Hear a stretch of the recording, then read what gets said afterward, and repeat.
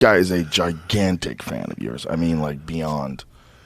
So if he like seems like a little awestruck right now, that's what's going on. Yeah, he's very polite. Thank you. I was raised on pro wrestling, and I didn't know what a Rolex or a jet or anything was until you came out when I was 8 years old, and I'm like, what the hell is this guy beating the good guys?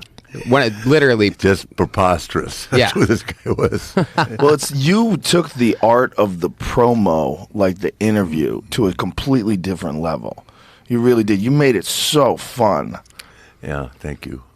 I was having fun making them. How did you develop that sort of style? Like, was that something you always had? Is that something you cultivated for pro wrestling? Like, no, I loved pro wrestling as a kid. I watched it all the time, and then my dad would take me to a match on my birthday or something like that, right? And then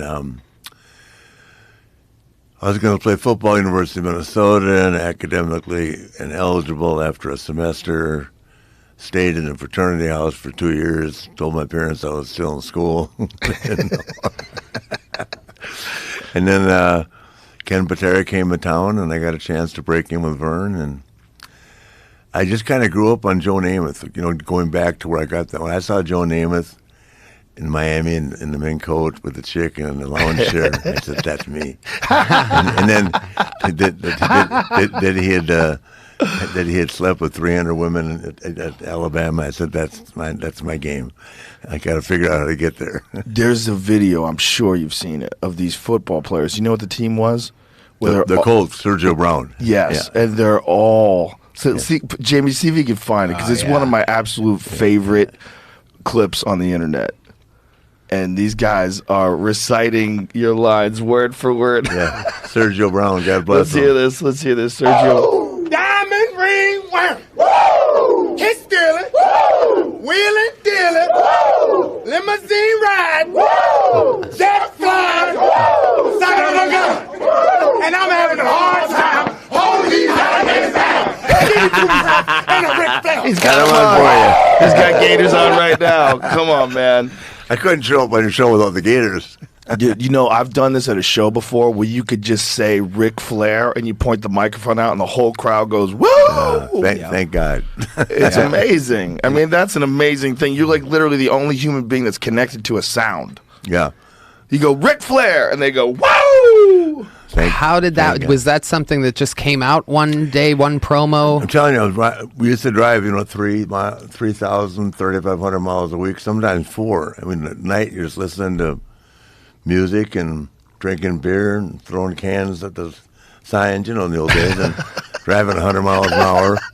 And I heard Jerry Lewis go, goodness gracious, great balls of fire, woo. Oh, wow. But the emphasis wasn't on the woo as much as, the thing. And I went, shit, that's the next day on TV, I said, da-da-da-da-da, woo. And that's how it all started. Wow. 1974. Jerry Lee Lewis. Yeah. The Recognition, killer. racious, good balls of fire. Oh, my God. Wow. That's amazing. I have a question. You once cut a promo when you were back in WCW when NWO and all that was happening, and you start taking off your Rolex and your clothes, and you're threatening Eric Bischoff. Mm-hmm. And at one point, you take off. He's tearing up $100 bills. He's trying to get the owner of the WCW out. You're gonna come out here. He handcuffs himself to the thing. I mean, it is so funny. It's epic.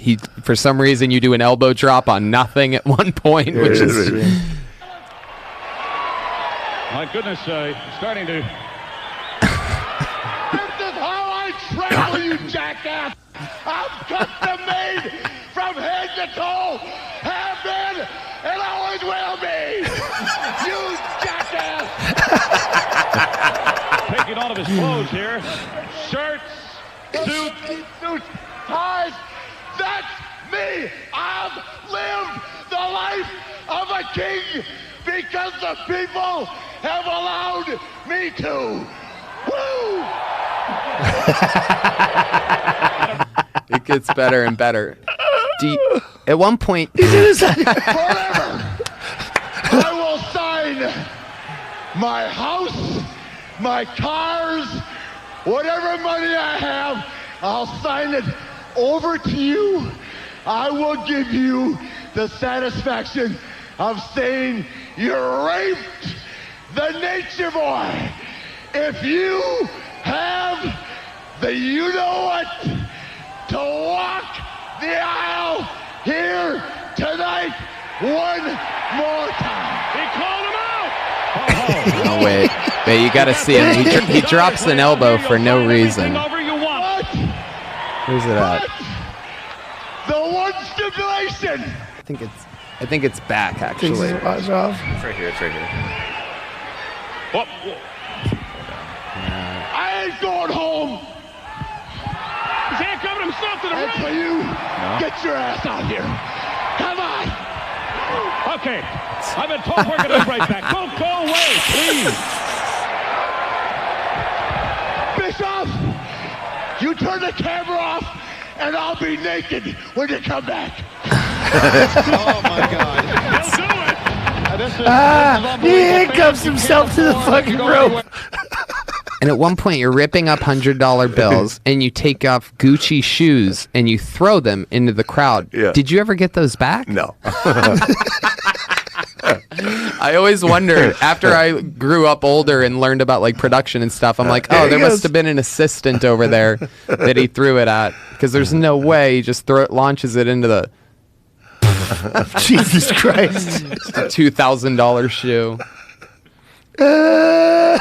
Oh, here he goes. This is it. Watch this. He's about to drop an elbow. There's nobody there. I'm not leaving Baltimore till you and I get something straight. There's something wrong with me.